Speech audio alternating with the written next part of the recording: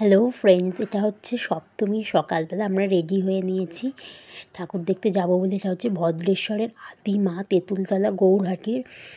দেখতেই পাচ্ছ বর্ষ 232 বছর। এটা খুবই জাগ্রত মা।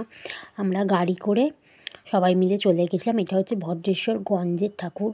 তো মোটামুটি সকালবেলা ভদ্রেশ্বরটা কমপ্লিট করে আরও অনেক কটা ঠাকুর দেখেছি, সেগুলোর ক্লিপস নিতে পারিনি, দুঃখিত। বিকেলবেলা আমার ছেলে মেয়ে এবং আমি এবং আমার হাজব্যান্ড সবাই রেডি হয়ে নিয়ে গেছিলাম, ঠাকুর দেখতে বেরিয়ে পড়েছি। কাছাকাছি কিছু ঠাকুরগুলো আমরা হপিং করব, জানি না এটা কীরকম ব্যাকা উঠলেও বুঝতে পারছি না, তো তোমরা একটু ম্যানেজ করে নিও। লাইটিংটা দেখো বন্ধুরা, কি অসাধারণ হয়েছে। তোমরা তো জানো যে চন্দননগর আলোর শহর।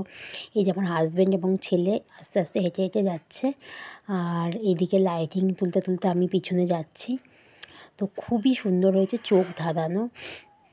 সপ্তমীর দিন আমাদের প্ল্যান ছিল মোটামুটি কাছাকাছি কিছু দেখে আসা, কারণ আমার হাজব্যান্ড অনেক রাত করে বাড়ি ফিরেছিল, আর বাচ্চাদের নিয়ে সেদিনকার অতটা বেশি দূরে দূরে যাবো না বলে এটাই প্ল্যান ছিল।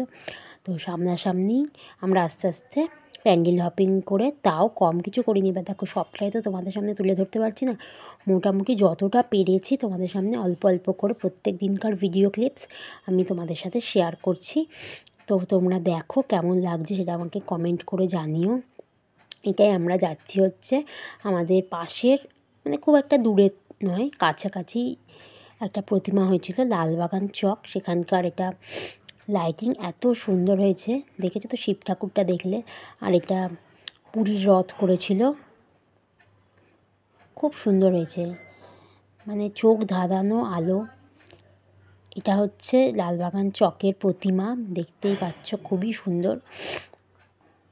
দেখো বন্ধুরা, এরও উচ্চতাটা কিন্তু খুব একটা কম নয়। যেরকম তেমাথা আমাদের এখানে খুবই সর্বোচ্চ প্রতিমা, ঠিক সেরকম লালবাগান চকের ঠাকুরের হাইটটাও বেশ অনেকটাই ছিল। এটা হচ্ছে একটা অন্যতম প্রতিমা, বাগবাজারের সার্বজনীন। এখানে আমার মেয়ে আমার হাজব্যান্ডের মুখটা বেলুন দিয়ে ঢাকা দিয়ে দিয়েছে। এখানে তো কাতারে কাতারে লোক আসে এবং এই প্রতিমাটি দেখার জন্য খুবই দূর থেকে মানুষ আসে, এবং আমরাও মাকে দেখতে চলে গেছি। এখানকার ঝাড়বাতিটা আমার দারুণ লাগে, প্রত্যেক বছর মোটামুটি সেমই করে, তো খুবই ভালো লাগে। এটা একদম আমাদের মোটামুটি বাড়ির কাছাকাছি প্যান্ডেল। এর মাঝেও আমরা প্রচুর ঠাকুর দেখেছি, কিন্তু সেগুলো সত্যি কথা বলতে ক্লিপসও নিয়েছি, কিন্তু একটা ভিডিওতে সবকটা কভার করা সম্ভব নয়। আর বুঝতেই পারছো, দুখানা বাচ্চা, তাকে নিয়েও পুরো ভিডিওগুলো সব করা ঠিকঠাকভাবে সম্ভব না। তাও যতটা চেষ্টা করেছি তোমাদের জন্য শুধুমাত্র। তোমরা দেখো, এটা হচ্ছে একদম আমাদের পাশাপাশি একটা প্রতিমা, বড়বাজার সার্বজনীন জগদ্ধাত্রী পুজো কমিটির প্রতিমা তোমরা দর্শন করছো। এখানকার মুখটা মায়ের অপূর্ব, তাকিয়ে থাকার মতো। এখানকারই এটা মণ্ডপ সজ্জা, যে পাখা দিয়ে করেছে, খুবই সুন্দর হয়েছে। তোমরা আস্তে আস্তে তাহলে দেখতে থাকো। আলোগুলোর জন্য, জানো, আলোর শহর চন্দননগর, তাই এখানে আলোটার প্রতি একটা আমাদের আলাদা আবেগ থাকে। ঠাকুরের প্রতি যেরকম থাকে, ঠিক সেরকম প্রত্যেকটা মণ্ডপ সজ্জাটা কীভাবে আলো দিয়ে সাজানো হবে, তার প্রতি একটা আবেগ চন্দননগরবাসীর থেকেই যায়।